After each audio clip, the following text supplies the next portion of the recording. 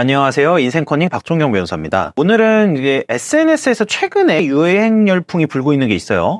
흔히 이제 쇼츠 중독이라든지 이런 부분에 대한 이야기는 제가 많이 드린 적이 있는데, 요즘에 이제 독서가 유행을 하고 있다고 합니다. 주로 유명 아이돌, 인플루언서 이런 분들이 이제 좀 독서를 하는 모습을 보여주고 SNS 등에 공개를 하면서 자기도 보고 있다 SNS에 글을 올리기도 하고 사진을 찍어 올리기도 해요. 이제 독서가 약간 힙한 취미가 되고 있다라는 그래서 뉴스 기사가 많이 나오고 있습니다. 이거를 어떤 분들은 텍스트 힙이다 이렇게 이제 단어로 표현을 하더라고요. 유행을 따라서 사는 게 아니라 본인의 개성을 좀 추구를 한다는 측면, 그리고 어떤 분들은 독서는 섹시하다 이런 개념으로도 얘기를 많이 하고 있습니다. 어쨌든 이제 독서가 유행을 하고 있는 것 같아요. 제가 보기에는 독서 그 자체에 대한 유행보다는 독서를 하는 내 모습을 SNS에 보여주는 게 또 유행인 걸로 보이기는 하는데, 저는 그 이유가 어떠하든 독서가 유행하는 건 좋은 일이라고 생각을 해요. 이 독서를 안 하는 것보다는 무조건 좋으니까. 그래서 독서에 대한 이야기를 해보려고 합니다. 독서를 좀 다루면 조회수가 잘 뜨진 않는데 제가 독서 관련 내용들을 올리는 이유가 있어요. 이게 저는 어느 정도 삶에서 도움이 되고 있고 좀 변화를 가져오는 데 도움이 됐었기 때문이에요. 이런 유행으로 인하든 어쨌든 새롭게 독서를 시작한 분들을 위해서 오늘은 제가 독서하는 이유 그리고 장점에 대한 이야기를 해볼까 합니다. 네, 첫 번째는 이제 정신적 심리적 안정 효과인데, 독서는 다양한 장점이 있어요. 근데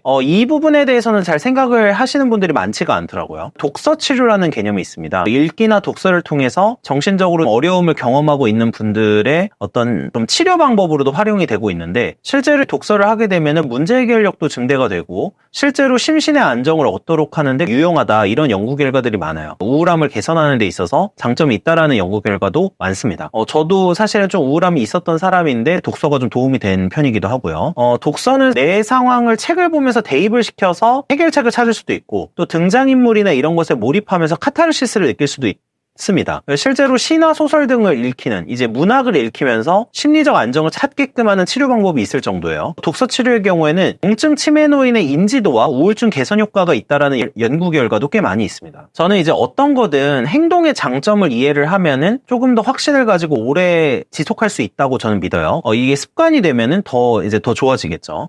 단순히 유행하다가 그냥 끝나버리는 그런 독서가 안 되기 위해서는 좀 이 독서의 장점에 대해서 계속해서 좀 공부를 하고 생각을 해보는 게 필요하다고 생각을 하는데, 그래서 많은 분들이 독서를 꼭 돈과 연관을 시킬 수도 있겠지만 이 정신적 심리적 안정 효과도 꽤 크다라는 부분을 말씀을 드리고 싶었어요. 그리고 이 밖에도 심리나 뇌와 관련한 어떤 긍정적인 효과 이외에도 지혜의 증대, 그리고 자기 통제력의 강화, 이런 여러 효과가 있다고 많이 알려지고 있고요. 흔히 이 독서를 가로막는 이유 중에 가장 큰 게 뭐냐면, 이게 도움이 되겠어? 돈 버는 거랑도 상관없는데 이게 무슨 도움이 되겠어? 라는 게 큽니다. 독서가 바로 저도 돈이 된다고 생각하지는 않아요.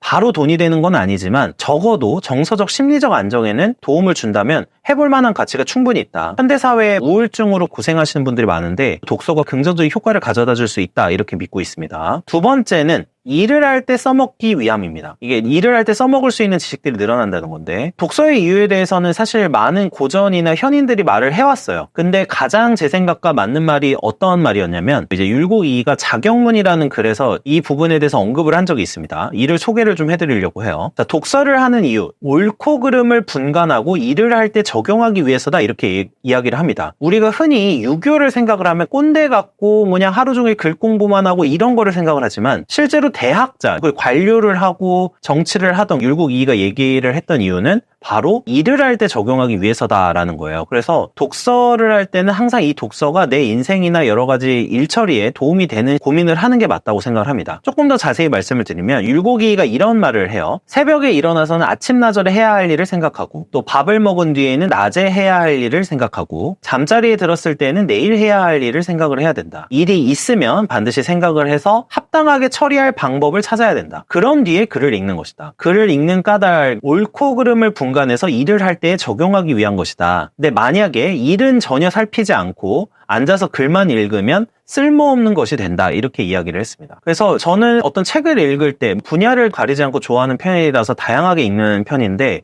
이 부분이 분명히 이제 일처리나 이런 거에 도움이 되는 경험을 많이 하고 있어요. 고전 소설도 많이 읽는 편인데, 저는 책의 스토리를 알고 이걸 가지고 어떻게 하겠다 이런 거는 없어요. 근데 소설에 각 등장인물이 나오고 심리와 생각, 그리고 그 사람이 그렇게 생각하는 어떤 감정의 이유 같은 것에 대해서 고전 소설에는 많이 등장을 해요. 소설을 통해서 많은 사람들이 이제 어떻게 생각하고 실제로 어떻게 판단을 하고 사고를 하는지를 알아갈 수 있다는 게 이제 소설을 읽는 거의 장점이라고 생각을 하는데, 결국에는 이제 사람을 이해하기 위한 용도로 독서를 많이 활용을 하는 거죠. 또 이렇게 읽다 보면 또 재밌기도 합니다. 좀 내밀한 심리 묘사나 좀 깊은 정신적인 부분이 담겨있는 소설을 개인적으로 좀 많이 읽게 되더라고요. 이런 부분도 분명히 이제 도움이 되는 거죠. 왜냐하면 일을 한다는 거는 뭐 일 처리와 관련된 직접적인 방법을 익히는 것도 중요하지만, 사람들이 어떻게 생각을 하고 어떤 식으로 판단하고 있는구나를 이해를 하면은 훨씬 더 일 처리에 도움이 된다고 생각을 하거든요. 독서가 이제 유행에 딱 그치지 않고 진짜로 좀 오래 지속이 되려면 이 독서를 통해서 자신의 삶에 적용해보는 경험이 필요하다고 생각을 하고 있어요. 이 율곡 이이가 말했듯이 그냥 일도 제대로 하지 않으면서 앉아서 글만 읽는 거는 의미가 없는 거죠. 이제 마지막 세 번째는 뭐냐면 이건 지혜와 관련된 부분인데, 아까 물론 2번하고도 연관이 돼요. 책은 시간을 아껴준다라는 거예요. 인생에서 가장 확실하게 실패하는 방법이 있다면요, 타인의 경험이나 타인의 통찰을 전혀 안 받아들이는 거예요. 그래서 뭐 인생을 이제 독불장군처럼 살아가면서 내가 제일 잘났다고 생각을 하고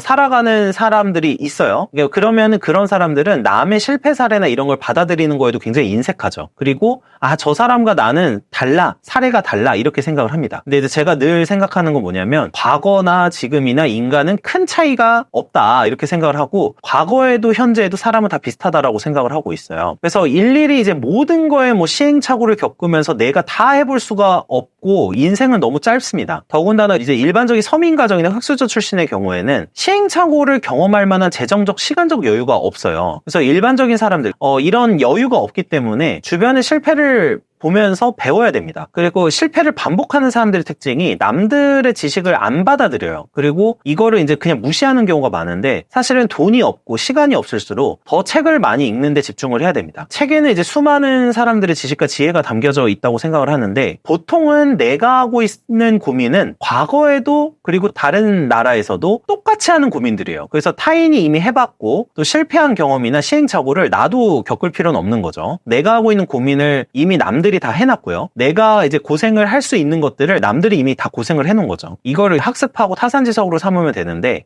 이 부분을 하려면 전 독서만 한 게 없다라고 생각을 해요. 그리고 이렇게 할 수 있다면 남들보다 시행착오를 적게 경험하니까 조금 더 앞서 나갈 수 있다고 생각을 하고, 그래서 역사를 공부하는 이유, 그리고 독서를 하는 이유는 다 똑같아요. 남들이 했던 실수를 내가 똑같이 반복하지 않기 위해서 하는 건데, 혹시 주변에 성공한 사람이 없어서 대화할 만한 사람이 없다라고 하면은 저는 독서만 한 방법이 없다고 생각을 해요. 특히 고전에 등장하는 사람들은 인류 역사에서 제일 큰 업적을 남긴 사람들이니까 그들의 말대로 일단 실천을 해보면은 큰 후회는 안 할 가능성이 높고요. 저 또한 뭐 그분들의 가르침대로 해서 손해를 본 적이 많지는 않은 것 같아요. 시간을 아끼기 위한 독서 방식은 어떤 거를 말씀드리고 싶냐면은, 과학 같은 학문의 경우에는 그냥 늘 최신의 논문이나 최신의 것을 보려고 하고요. 문학이나 인문학은 주로 고전을 읽습니다. 이게 책도 읽을 시간이 제한되어 있기 때문에 모든 책을 읽을 수가 없으니까 좀 양서를 골라서 읽어야 되는데, 저는 이제 현대서도 물론 읽기는 읽지만 인문학에서는 고전만 한 게 없다라는 생각을 하게 되더라고요. 그래서 이제 인생은 짧기 때문에 소중한 시간을 가치 있는 책을 읽는데 낭비하면 안 된다고 생각을 해요. 이게 시간을 아껴준다는 측면이 있으니까. 그리고 읽는 책 권수를 무조건 늘리려고 노력하기보다는 양서를 여러 번 읽는 게 훨씬 낫다고 저는 믿습니다. 그래서